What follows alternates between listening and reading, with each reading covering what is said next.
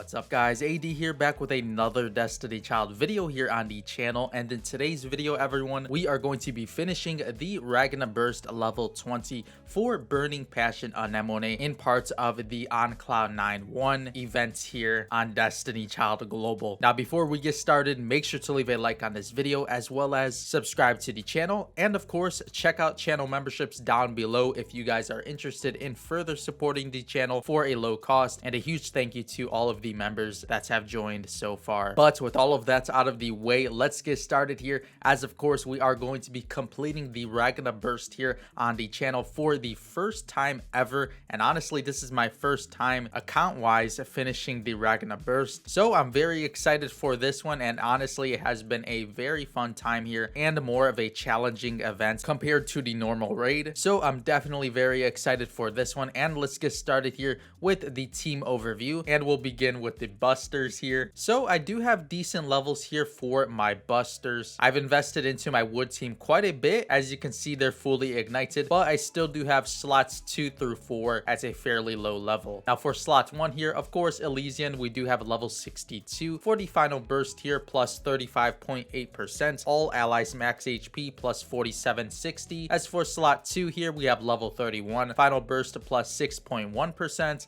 and all allies attack plus 29.1%. Now I would say slot 2 here is very important, as of course you do have the all allies attack plus a certain percentage. So I wish I had more units invested into this category, but unfortunately I don't, ignition wise. Now moving on to slot 3 here, we have level 41 final burst plus 8.1%, all allies all skill damage defense plus 27.6%. As for slot 4 here, we have level 24 final burst plus 2.7%, all allies weak point attack final blow plus 45.7%. And for the final slot here, we do have final burst plus 10% and all allies skill gauge charge speed plus 83.9%, which slot 5 was very important alongside slot 2. I would say slot 5 is the most important of the bunch, following slot 2, as of course the skill gauge charge speed plus was very significant in this Ragna Burst. And for slot 6 here, we have final burst plus 3.8% and all allies recovery amounts regen heal plus 37.2%, which was huge as well. I would say this is the third best Busters buff here for this specific Ragna Burst, as of course the heal was necessary here due to Anemone's water balloon and water snake. So there were my Busters. Now let's overview my team comp as a whole, as of course you can see it on screen now. And we did use this team for, I would say, the great portion of the later levels. I would say at the start of level 15 we started using Anemone, which was a great investment overall, and I honestly love this unit so much for PvE and PvP. Now if you guys haven't seen my Anemone analysis, I'll be sure to have it linked on the top right hand card of this video screen right now, and of course in the description box below. Now here we are with the team. We have Polar Pepita fully ignited here with an amplified agility core, as of course I know some of you guys were interested in my equips here. So we do have Pepita with amplified agility and 2 amplified crit substats here. As for the gear, we are running the Passionate Mic, of course, an amazing weapon here. We have double S all the way for her Passionate Mic, so a very strong one there. As for the Alchemist gloves, very strong as well. We did manage to roll pretty amazing options here throughout the options event, and of course in previous options event as well. And here's my alchemy kits for Polar Pepita, so you can see pretty top tier options here for Polar Pepita. Now for my soul carta here, we are running End of a Long Wait, and unfortunately this isn't the prism version, but it still does the job just fine. And of course my core could be better, but still an amazing setup for Polar Pepita here. Now moving on to Freed Elysian, here we are with her equips. We do have a Passionate Mic on her as well. And for the supporters, I was more lenient on which substats I did give them, as of course they aren't dealing the significant damage, but I still did need to have Elysian and Citri as the top 2 and 3 attack stats here on the team so they could receive the buffs. But yeah, here are the equips for Elysian.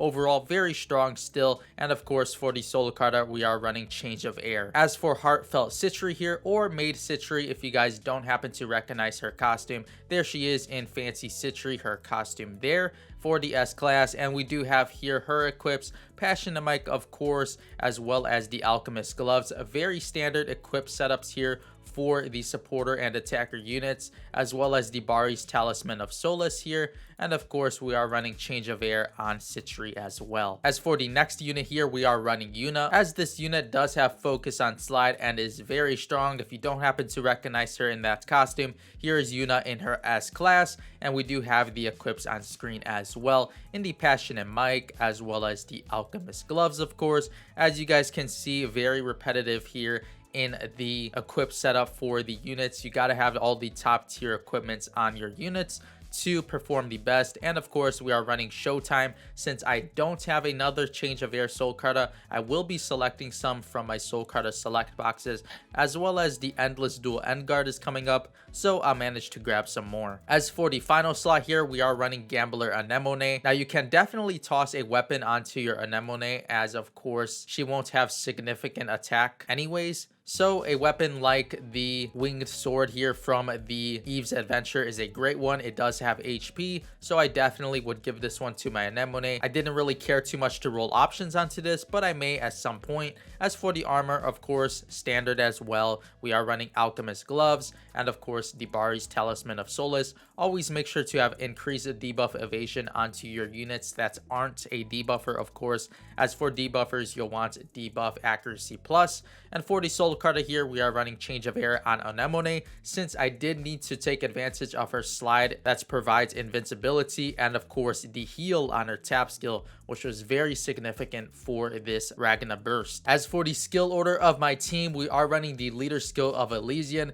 and for the drive order, we are running Citry into Elysian drive, ending off with Yuna drive into the Fever Time.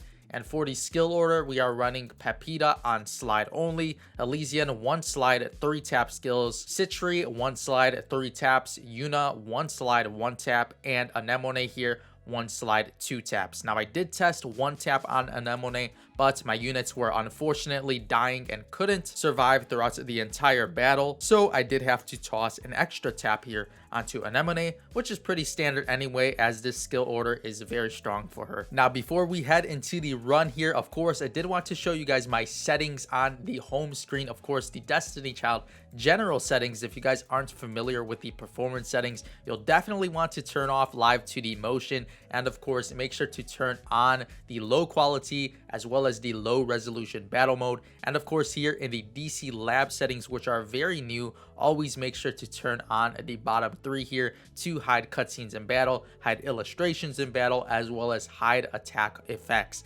So this very much helps with the performance and of course your damage overall, as you'll manage to not lag so often here in the Ragna Burst. But yeah, those are my settings and I would definitely advise you all to use them. But without any further ado, let's dive into the run here and complete the level 20 Ragna Burst.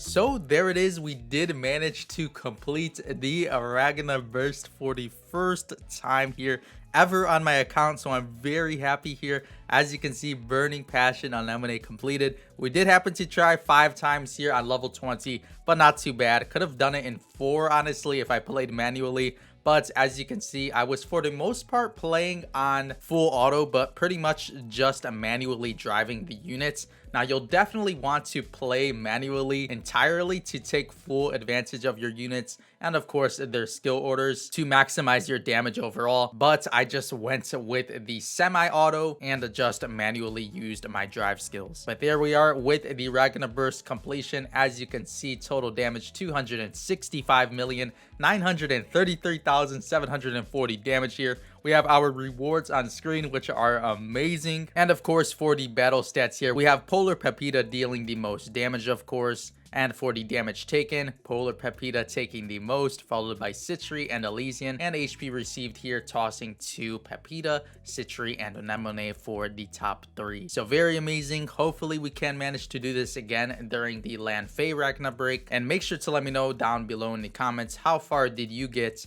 throughout this Ragna Burst event. But anyways, everyone, that'll pretty much do it for today's Destiny Child video. Make sure to let me know in the comment section below if you guys did enjoy this one, as well as make sure to leave a like on this video, and of course subscribe to the channel, as well as check out channel memberships down below if you're interested. Now, as you can see, we did manage to complete the Ragna Burst event here. It took us 48 tickets, so hopefully we can manage to do it again next time around. But with all of that being said, I'll see you all in the next Destiny Child video. As always, thank you all so much for watching.